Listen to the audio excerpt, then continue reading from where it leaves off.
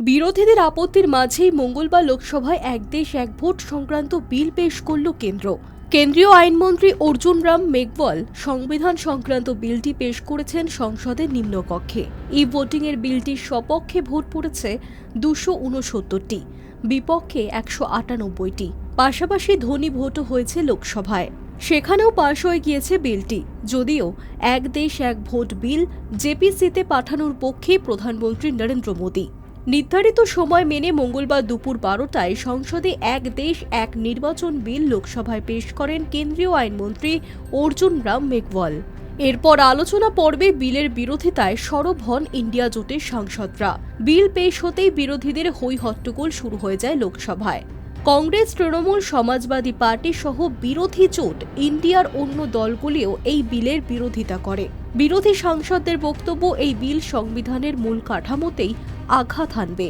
এর মাধ্যমে একনায়কতন্ত্র কায়েম করার চেষ্টা হচ্ছে বলে অভিযোগ বিরোধী দলগুলির। কড়া সুরে বিলটির বিরোধিতা করেছে তৃণমূল কংগ্রেস। বিলটি লোকসভায় পেশ হওয়ার পর বিলের বিরোধিতায় সরব হয়েছেন কংগ্রেস সাংসদ মনীষ তিওয়ারি। তিনি বলেছেন, এই পদ্ধতি গণতন্ত্রের মূল ভাবনার পরিপন্থী। এরপর বক্তব্য রাখতে উঠে এই বিলের বিরুদ্ধে বিজেপিকেই নিশানা করেছেন তৃণমূল সাংসদ কল্যাণ বন্দ্যোপাধ্যায়। কড়া সুরে তিনি বলেন, দেশ নয়, এই বিলের আসল উদ্দেশ্য এই ব্যক্তির স্বার্থ রক্ষা। নিজেদের ফায়দা খুঁজতে অন্যায়ভাবে এই বিল আনা হচ্ছে। বিলটিকে সংবিধানের মূল কাঠামোর বিরোধী বলে অভিযোগ করেছেন কল্যাণ বন্দ্যোপাধ্যায়। আপত্তি জানিয়েছেন মিম সাংসদ আসাউদ্দিন ওয়াইসিও। বিজেপির এবারে জোট সরকারে অন্যতম গুরুত্বপূর্ণ শরিক দল টিডিপি। চন্দ্রবাবু নাইডু টিডিপি মঙ্গলবার এই বিলে সমর্থন জানিয়েছেন।